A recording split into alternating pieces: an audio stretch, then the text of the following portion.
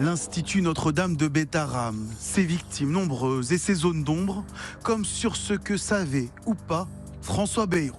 Rien a d'abord rassuré l'intéressé à l'Assemblée.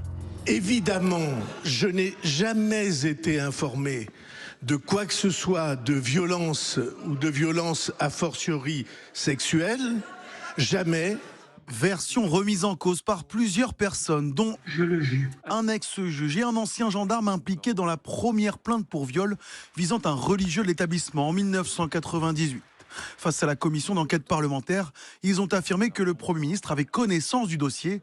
Alors désormais, ils réfutent toute intervention. Jamais de toute ma vie politique, je ne suis intervenu dans une affaire judiciaire. Jamais. Il mente Je ne sais pas s'ils mentent. Les juges et les gendarmes, vous savez, ça se trompe comme les autres. C'est lui qui sera auditionné mercredi par cette même commission.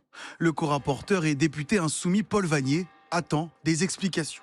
J'espère que François Bayrou sortira du mensonge, du déni, de la contradiction et apportera un discours de vérité pour éclairer la commission d'enquête parlementaire. Il était dans ces années ministre de l'Éducation nationale, président du Conseil général des Pyrénées-Atlantiques. Il avait les moyens d'agir, d'intervenir pour faire cesser ces violences. En plus de la tempête politique, l'affaire a pris une tournure personnelle. C'était il y a 3 semaines et dans ce livre, la fille de François Bayrou, Hélène Perlan, ancienne élève à Bétharram, révèle avoir été victime de violences physiques lors d'un camp d'été organisé par la congrégation.